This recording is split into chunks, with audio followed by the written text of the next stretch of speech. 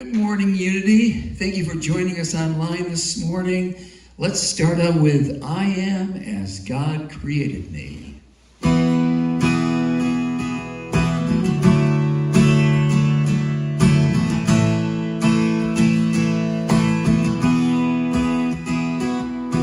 I am as God created me, in the light, in the love, in the glory. I am as God created me, in the light, in the love, in the glory.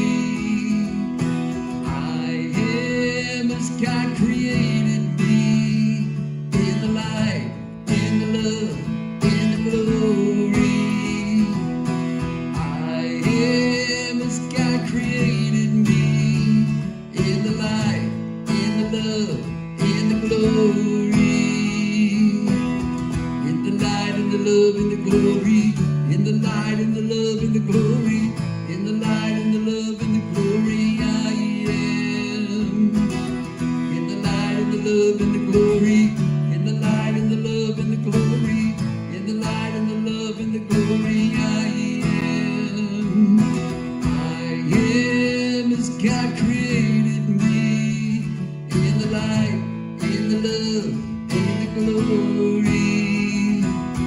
I am as God created me in the light, in the love, in the glory. I am as God created me in the light, in the love, in the glory.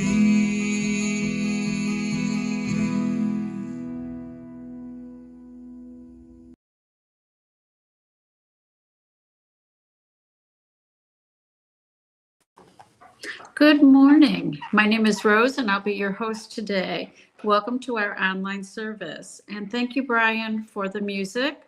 Today we have a special speaker. Her name is Reverend Rainbow Weldon. And we will be having a Zoom hangout after the service. You'll be able to find the link in the chat and on our Facebook page and website. Unity on the Lakeshore is a non-denominational spiritual community anchored in loving acceptance.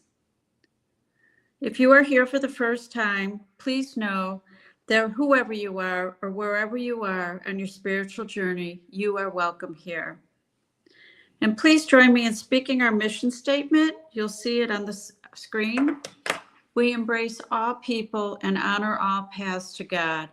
We create a sacred space to raise the awareness and consciousness of the one spirit in us all.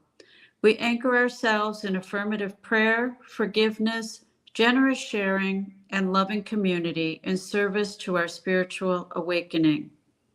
And our affirmation of faith, there is only one presence and one power, as me and as the universe, God the good, omnipotent.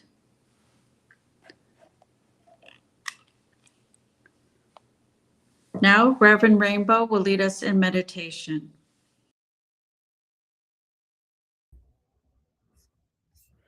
Good morning.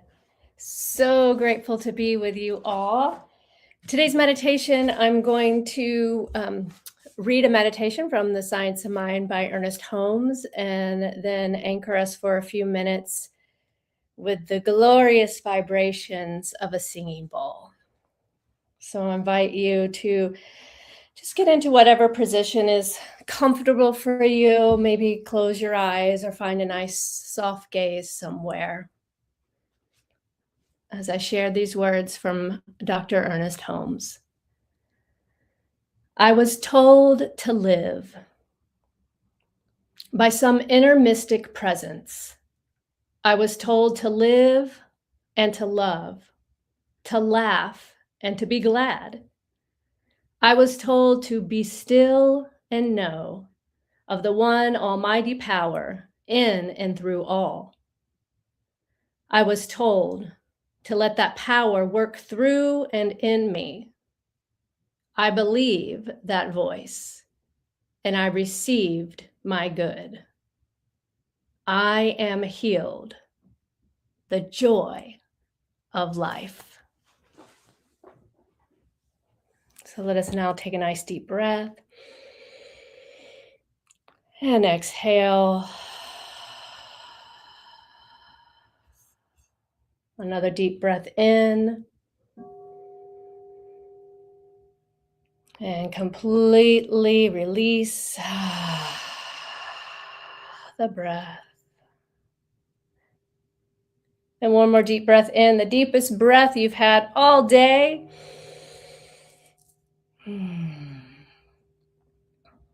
Feeling into that inner mystical presence, that divine urge within, calling forth to live, to be fully alive and awake and aware this day.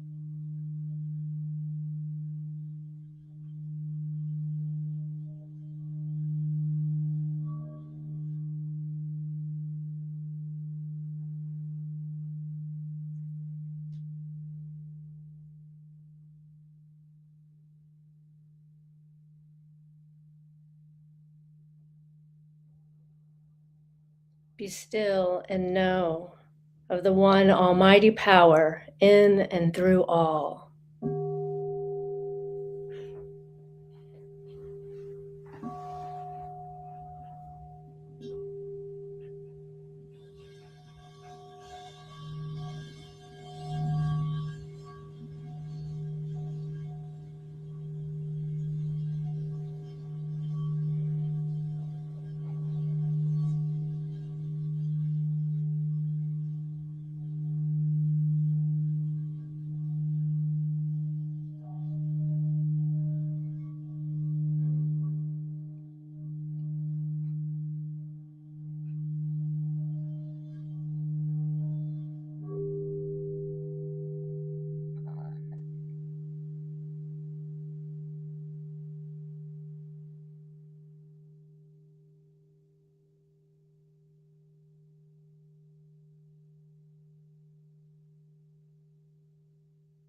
I allow that power to work through and in me.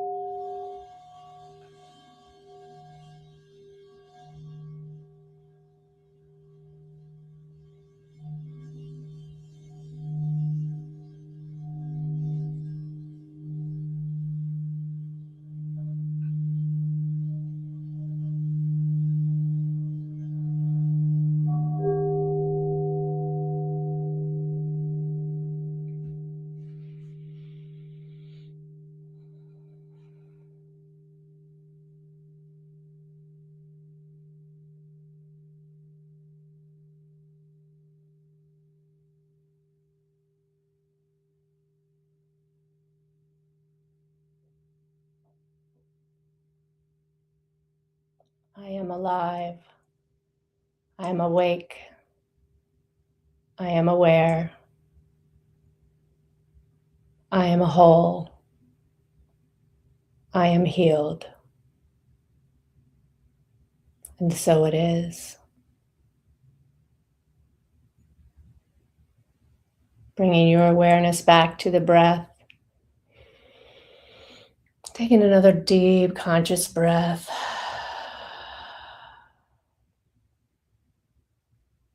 And opening your eyes. Returning your awareness to the sensations in the body and to the space and the field around you as we continue with this morning's service.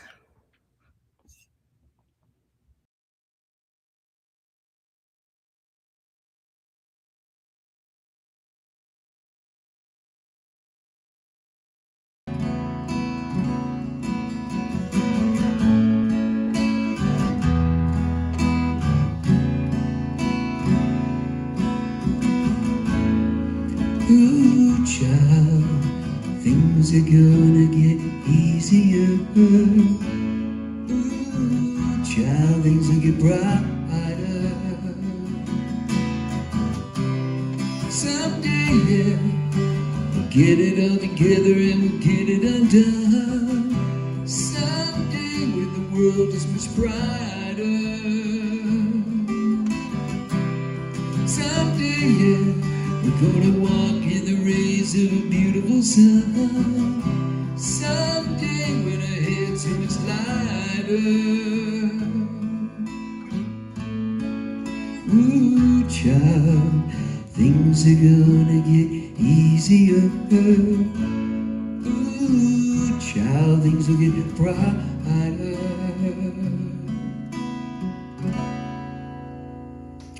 Right now.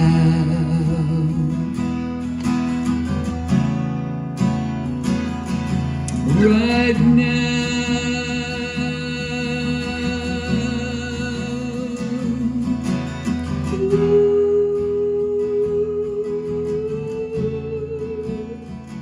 Right now.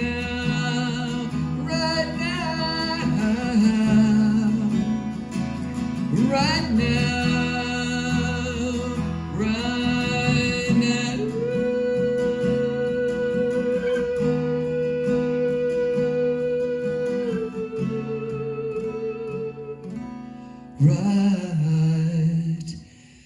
now.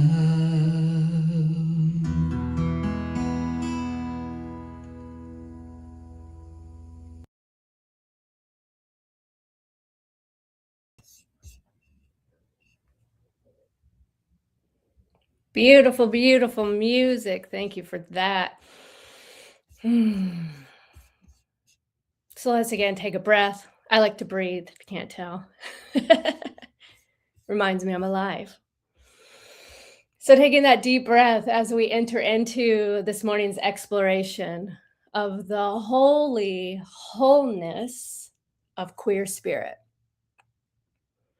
And I think it's important to make the distinction when we are talking about wholeness and the spiritual principle of oneness, that oneness isn't sameness, and that wholeness embraces all seeming opposites. So when we think that being one means that we shouldn't point out or notice how we are different, because that would somehow be separation, and that we have this false idea of oneness, meaning that we should all look and act the same, love the same, express the same, then the only separation, we really need to be concerned about is that of separating ourselves from the one life, from God, from spirit, from universe, which is exactly what happens when we do another's experience as being different, as being wrong or bad, because we don't understand it from our own experience or perspective. So when we reject diversity of spirit in the guise of the spiritual platitude of oneness, we are in fact rejecting the vastness of God itself. So imagine a beautiful field, right? It is one, a beautiful field, but it's not the same. Not at all, right? There's diversity of the grass, of the clovers, the bees, the wildlife, all these beautiful things that we are seeing emerge during this beautiful springtime. And all of these different things make it this one singular, thriving ecosystem.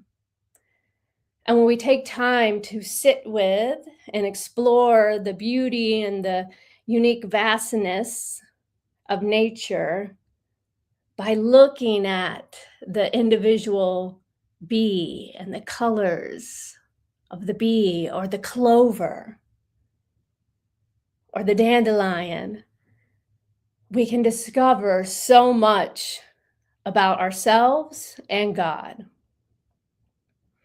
We are one, but not the same.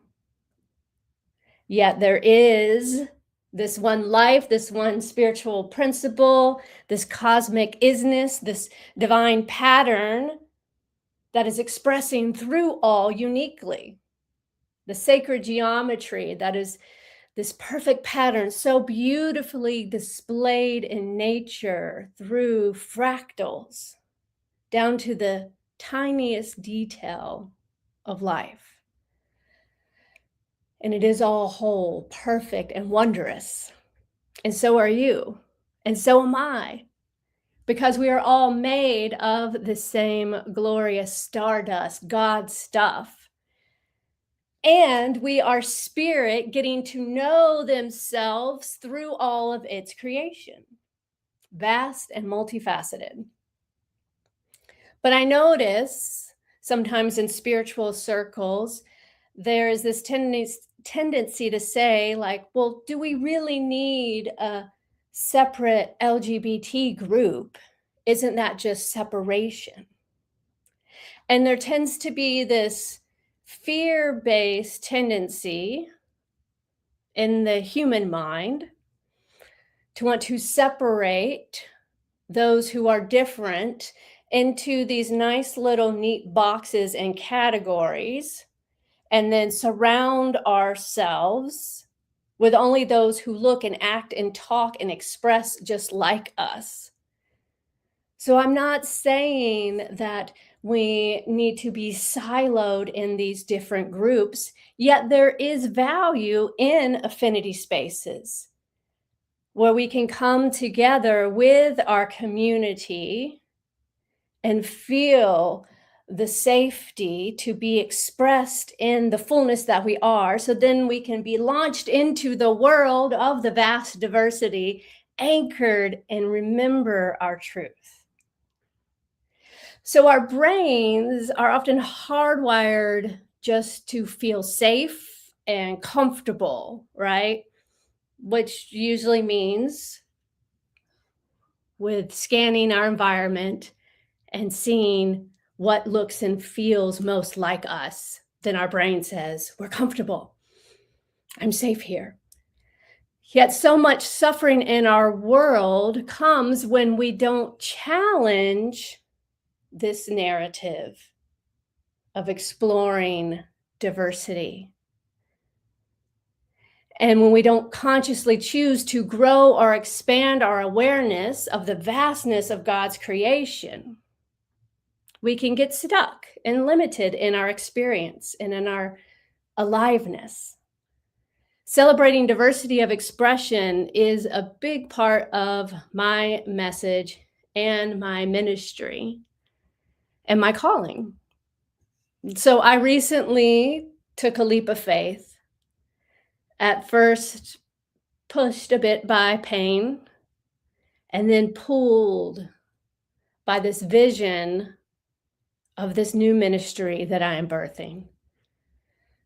So I decided to leave the comfortable box of the traditional pulpit, stepping away from my role as the senior minister spiritual director at the Ahava Center for Spiritual Living here in Lexington, Kentucky. I'm in Lexington. Hi, y'all. Hello from the bluegrass and the home of many horses. And to embark on a new radical adventure with Spirit, creating a focus ministry led by queer folks and allies. Well, led by queer folks, but for queer folks and allies. Because I think it's very important that the leadership of this group be one that is exemplifying the queer expression. And I chose to call it Queer Spirit Collective. I wanted to be really explicit in the name. I was compelled by the stories of so many LGBTQIA folks, especially living in this region, who felt like that they had to leave their spirituality at the door when they came out of the closet, because the church had been such a place of harm for them. Now, I gratefully didn't experience that part, because I grew up in New Thought and in Science of Mind, and I had modeled to me a gay minister in the 80s and in the 90s. So that part of the queer experience wasn't one that caused me suffering, and yet I feel so much for my community, for my queer siblings that have been pushed out of church and are trying to reconcile that with their inherent desire to love and be and to know God more fully. Because being exiled from a building called church doesn't mean you have to be exiled from God. And in fact, most queer people I know are deeply spiritual. Maybe not in the rigid kind of pews and hymnals kind of way, but in a more fluid and curious way that embraces the ancient wisdom and universal truths and a deep curiosity to know and to love God and see God and Spirit in nature and in each other and diverse expressions of life. to know and love ourselves more fully through this exploration of spirituality. So my desire is to create a space for queer folks who are spiritually curious and to let them know that they don't have to give up God just because they're gay. Can I get an amen?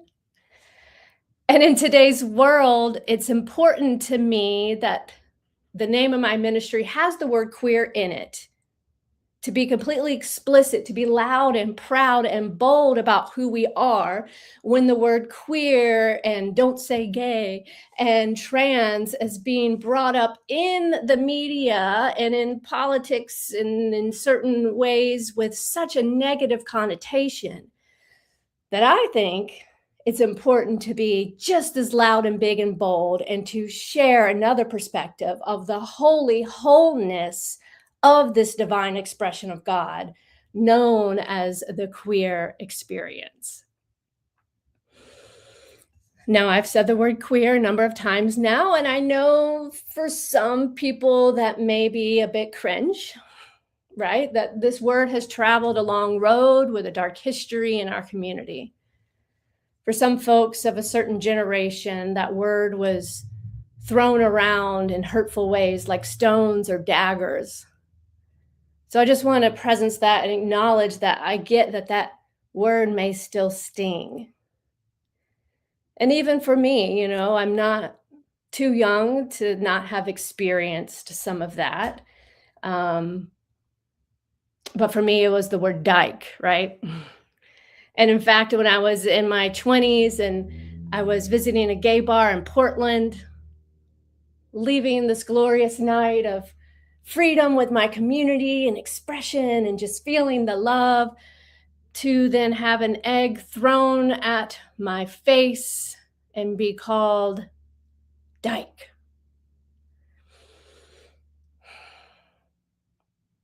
But I've taken the lead of the younger generation to reclaim these words, to not let anybody else's voice have power over my experience of the beauty and the fullness that I am, which includes my queerness. I've taken it into creative expression by drawing and doodling and creating art and stickers of queer joy, of reclaiming these words in a way that is beautiful and expressive of the fullness that I know myself and my community to be. Taking back the power that someone tried to use in a hurtful way over me and reclaiming it as my own creative expression. Because these words are only words and only have the power and the meaning that we make of them and allow them to be true in our experience. And queer is more than a label. To me, it's a spiritual reclamation. I relate to the word queer as an umbrella term, right? It covers many aspects under the rainbow, from gender identity and expression to sexuality to neurodivergence to queer spirituality. And I love the idea of queer as a verb, right? To queer something, to look at it from a new perspective, from out of the box thinking. So when I say queer, I mean a refusal to accept the status quo simply because that's how it's always been. It's the freedom to think for ourselves because we've been forced outside of a box already of the standard gender roles or standard relationship, the way that our current cultural narrative tells us it should be. And there's an incredible, albeit a hard one, kind of freedom in that. When you don't fit in a box, you get to stop trying to live in one. You become a great explorer of the vastness of spirit. Queerness is loving yourself so much that you get to choose your life, every aspect of it, by checking in with yourself, by consciously intending and choosing each aspect of your life, from your self-expression, creative expression, from who you choose to surround yourself with, to how you choose to cultivate relationships and what those might look like. Being queer is choosing love every day and every moment, despite the cultural narratives. So I invite you to think of queer not just as a label for someone, or not just as like the opposite of straight, but as a dynamic, fluid, and spiritual way of being in this world and embodying curiosity. To be queer is to live in a state of divine curiosity and wonder. Oh, I love that word. It's a refusal to accept the status quo and to embrace more whimsy and queer joy and freedom and aliveness. And it's a way of living beyond this binary aspect of black and white thinking, right? The world, the current constructs of our society is so trapped in the binary. Black, white, good, bad, male, female. This, Democrat, Republican, this rigid thinking that there are two options and only two options for anything we might want in our life, chocolate or vanilla. This rigid thinking is what holds society back from progressing and evolving into the fullness of life itself, getting to know itself and the vastness of experience that God is. So the non-binary and trans experience is a living masterclass in the both and of life. It teaches us that truth usually lives in the nuance and a little bit of that gray space between the black and the white, on the spectrum, in the liminal space between the certainty of who we are, where we've been, and where we're going. Queerness invites us into beyond the box, expansive living. And it takes curiosity and a little bit of trust in the uncertainty of not knowing exactly, but having the boldness of spirit to listen and allow spirit to be that guide in each and every moment of our becoming. This non-binary trans experience teaches us all to live in the nuance and in the colors between the primary shades, and to explore what we can create when we begin to mix and match and play and explore. When a person identifies as non-binary, they are saying, this box that you built, world, is way too small for the vastness of spirit that I am. And this isn't a rebellion against the natural way, right? But God made Adam and Eve, not Adam and Steve. Whew, so much to deconstruct of these narratives and these little quips, right? That specifically the cultural religion of Christianity has corrupted and co-opted. But if we get back to the truth of the living nature of Spirit Almighty, the vastness of the joy of life, if we look at nature, what an example of non-binary. So this isn't rebelling against nature, it's actually aligning with it. Because if you look at nature, you will see God's creation is not binary. I'll give you some examples.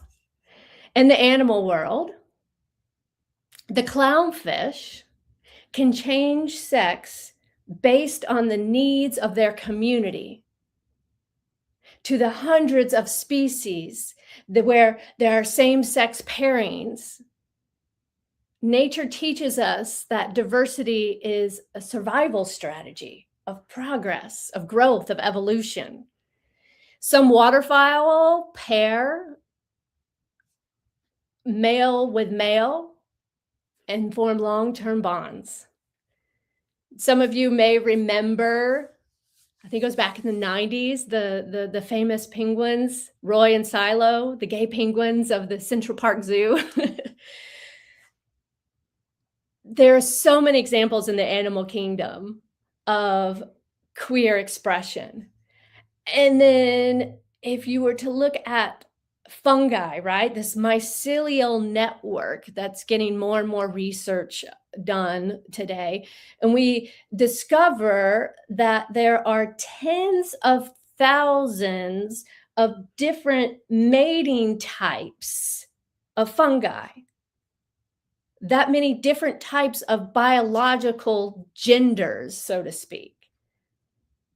And fungi is literally the glue of the forest. That's called the wood wide web, you may have heard, right? And how it can communicate, connecting all the trees and send nutrients where needed, showing a fluidity that is essential for life and growth and sustainability and connection that is inherently queer. And it is about community and the collective over just survival of the one. Plants. Some of the most beautiful flowers carry both male and female expressions within their single bloom. The pistil and the stamen, I believe it's what they're called. And same-sex sexual behavior has been confirmed in over 1,500 species, including numerous birds, showing that these behaviors are in fact very natural. We are nature, are we not? When we embrace the queer expression within humanity, within humans, we simply acknowledge the same creative genius that designed fungi and the oak tree and the queer ducks and the gay penguins, all as a unique expression of the one life. Diversity is evidence of God's infinite imagination. And it's not done yet, y'all. We don't live in a static universe. We live in an ever-evolving, ever-expanding, ever-growing universe. So we're going to keep pushing those boundaries and keep pushing ways of expressing and being in these physical human bodies, just as nature, we discover, continues to grow and be and express. You know, and I also want to buck the narrative that this is some kind of trend or like new thing going on, this whole trans thing. Like, why all of a sudden do we have to learn all these new pronouns, they, them, right? Because people get so put out by having to change a little bit or be in discomfort or having to learn or grow or, you know, have the compassion or the empathy to understand someone else's experience and perspective beyond their own. That's just the way this old ego brain is wired. But it doesn't have to be the truth, because we come together in conscious community and in conversations like this to challenge those narratives so that we can grow and expand into the vastness of life. So no, this isn't a new trend. If you do a little research, I'll share some with you.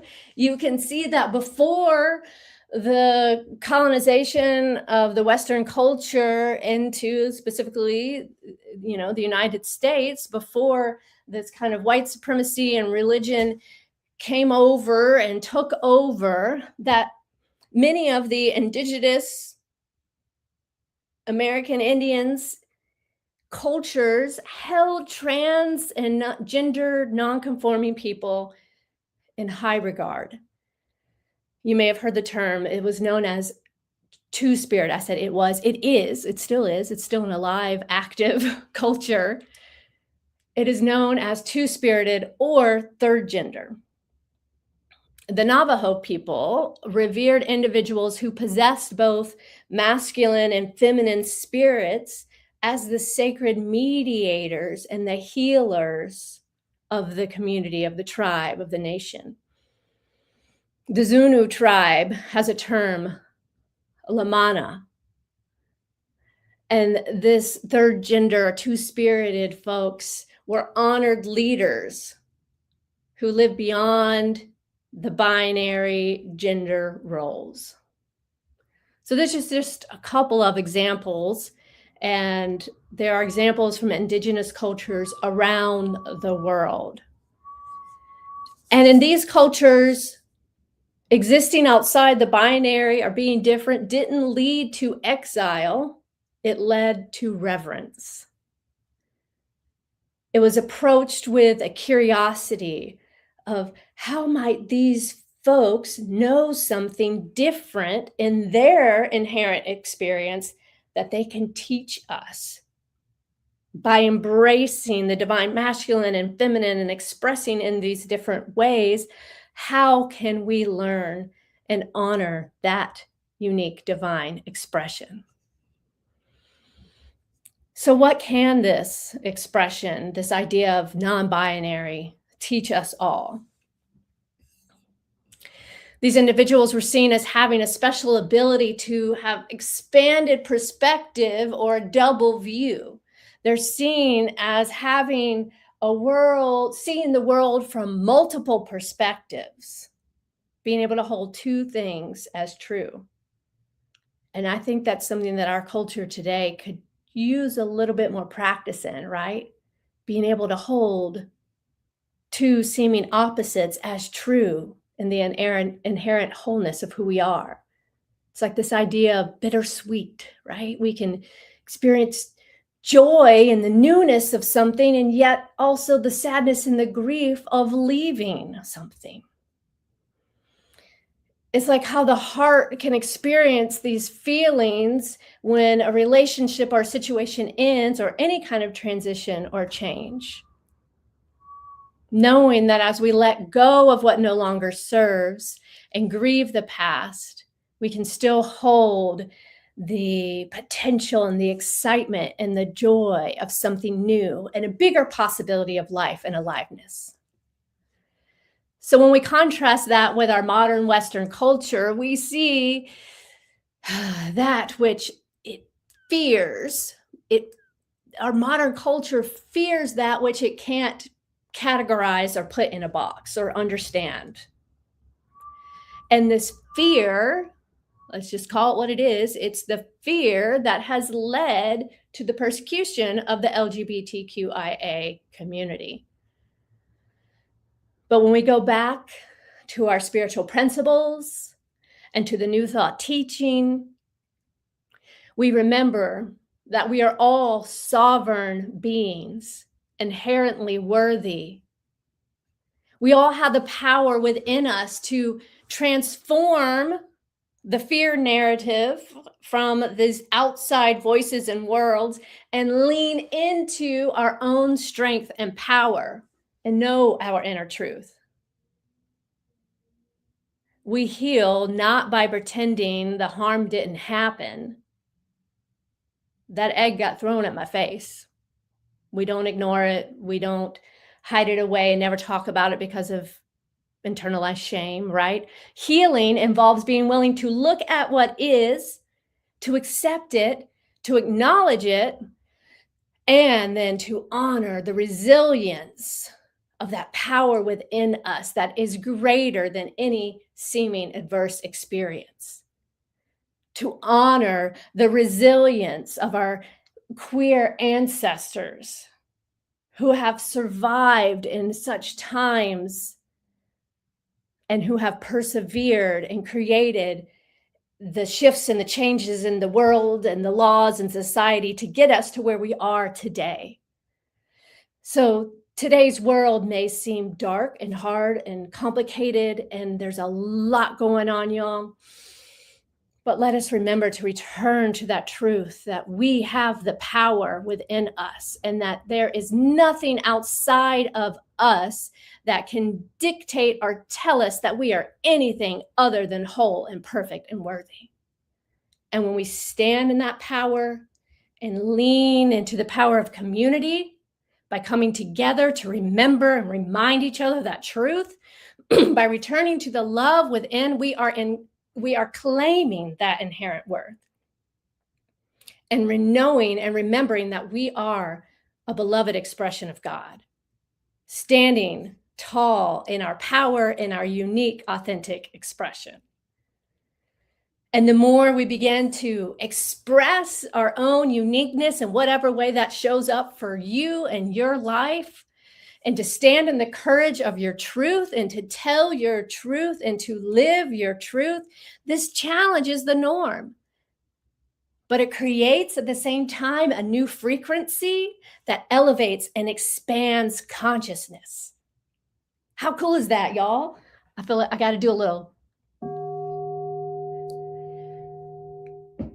Truly, I believe that as we each stand in our own power and our worth and express our authentic selves in the world without fear or shame, and yes, that may rise up, but we acknowledge it, breathe, and do it anyway. We be bold, we be ourselves, we express who we are, we share our love in this world, and that has the power to lift up others to the vibration of wholeness, of love, of divine expression, of the joy, the queer joy, the freedom of being ourselves and expressing ourselves creatively and uniquely in this world.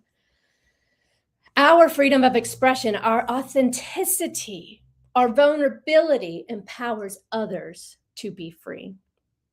And that is what I hope to do with my life, with my teaching, with my message, is to be boldly and freely me and continue to be curious about what that is and looks like and how I express, and not allow any outside voice to tell me that I'm anything other than perfect and whole. Queer people, by our very existence, expand the consciousness of humanity. We show the world that you can reinvent yourself, you can rename yourself, you can reclaim yourself from the constructs of the world. You can define who you are. You can evolve, and you can be the architect of your own soul. When we stop trying to fit into a world that doesn't fit us, we start envisioning a new world that does. We get to employ the creative imagination of God themselves within us to create, envision a world that works for all. A world where straight, cisgender people are also free from the confines and the limitation of the status quo, of the expectations of how they should be. Because these narratives don't just hurt queer people, y'all. They hurt us all. When the most marginalized among us are free to be our authentic selves, everyone wins. Everyone wins. Well, maybe not those who are run by ego, who think that they win only by being happy by controlling others or exerting power over. But you know what? They're not really winning either, because they are the most trapped. And queer folks are here as an invitation to bring us all out of the closet of whatever ways we have hidden away parts of ourselves or deemed parts of ourselves as unlovable. I want you to map this onto your own experience, y'all. If you've maybe checked out at some point thinking, well, I'm not gay, I don't have anything to hear about this. Well, I don't know what she means. She just is saying queer a lot. Come back, breathe, be present, hear me now. This is for all of us. There's an invitation to bring us all out of the closet in whatever ways we have hidden away parts of ourselves or deemed parts of ourselves as unlovable. queer identity, fully expressed, is a gift to humanity. And it only scares those who are clinging to the ego for safety. Deep breath. So in conclusion, got to wrap it up. I could talk all day about this, which is why I'm starting a ministry about it. See, queerness is also in your expression. It's okay to bust into song if you want. Why not? So if we truly believe in oneness, we must realize that we cannot fully love the one if we are busy excluding the parts and saying that some expressions are good and worthy and others are bad or unholy. To love God is to love the trans teen, the gay elder, and the queer spiritual seeker, and everything in between. So my why is simple. I want us to stop being afraid of the fluidity and the freely expressed beings in this world.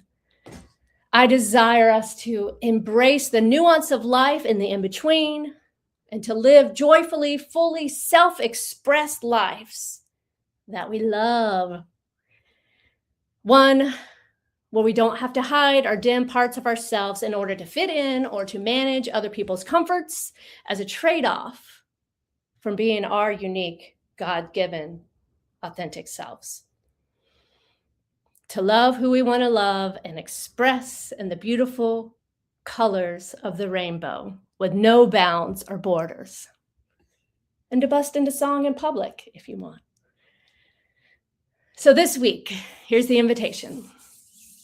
I invite you to consider, where in your life are you stuck in the binary, in a box, in the status quo, living in some way because some voice out there told you you should or supposed to? Where are you saying either or? And that feeling trapped and having to pick sides or pick this or that or see things in this limited perspective, when perhaps God is whispering both and. Or maybe Spirit is lovingly shouting, yes, be bold, be more, be joy, be free, be love, be you.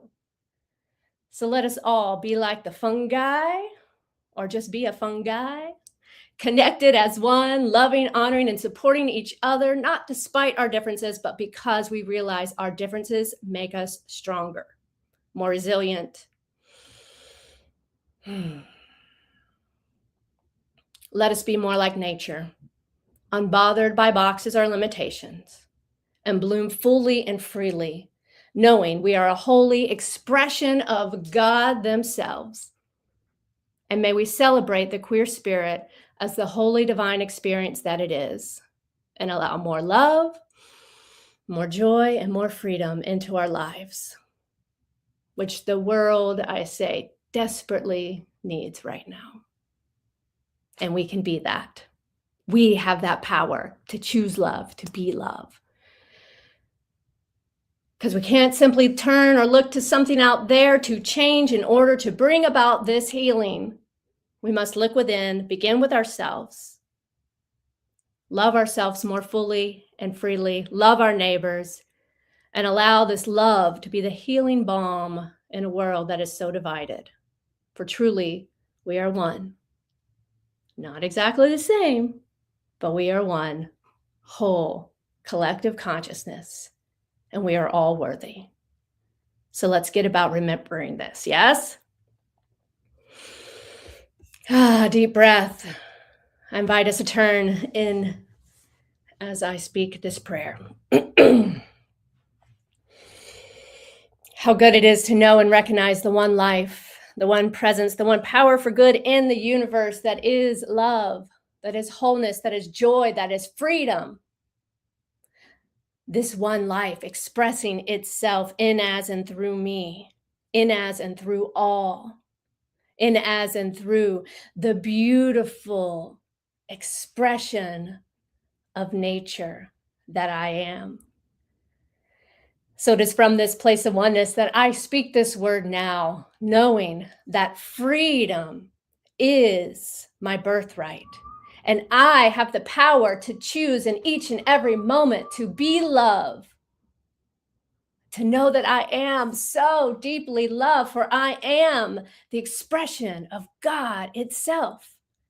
How good it is to know that I can walk in this world expressing my true colors, being free, loving, expressing, experiencing joy and wonder and divine curiosity. I know that as I step fully and boldly into my inherent worth and beauty, that this energy creates a ripple effect, raising the vibration on this planet such that all life can know its power and worth. And from there, peace is revealed. I am so grateful to know this truth, to live this truth, and to express the fullness of life that I am in this moment. And to share the benefits of this prayer with all. With great gratitude for the fulfillment of this word, I release it into the action of the law that always says, yes, my beloved, it is done and it is so. And I accept it as so by claiming, and so it is.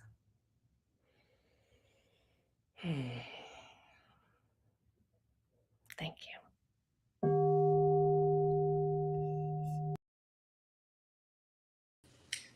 Thank you, Reverend Rainbow. And now is our time in our service for giving. Please join me in our affirmation of faith.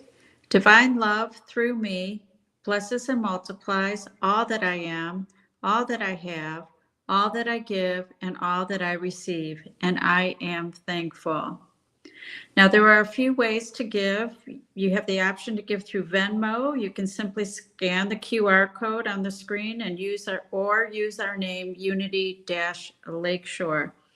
We also have an option to give through text.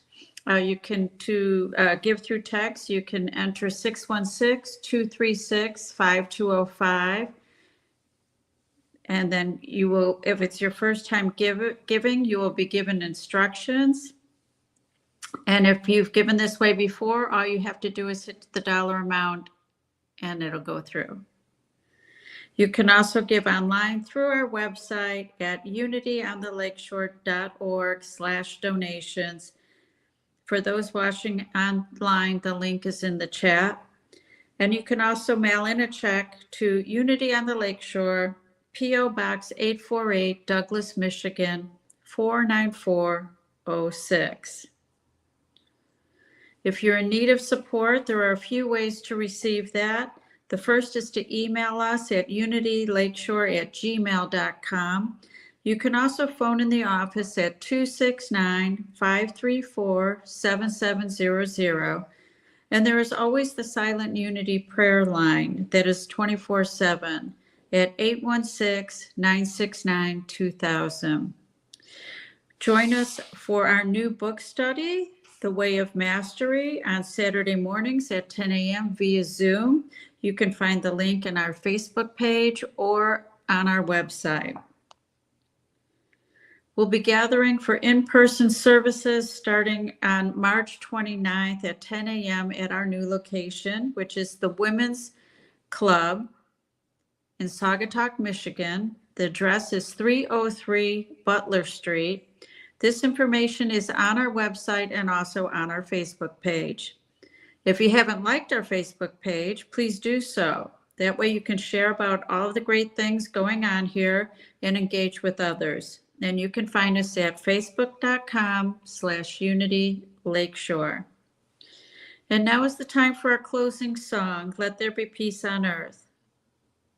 Remember to join us after the service for our Zoom chat.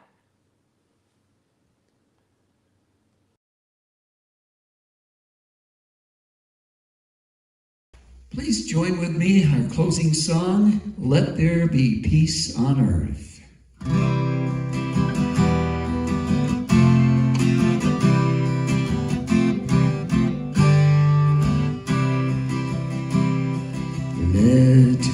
there be peace on earth, and let it begin with me. Let there be peace on earth, the peace that was meant to be, with God as creator, family all are we. Let us walk with each other in perfect harmony.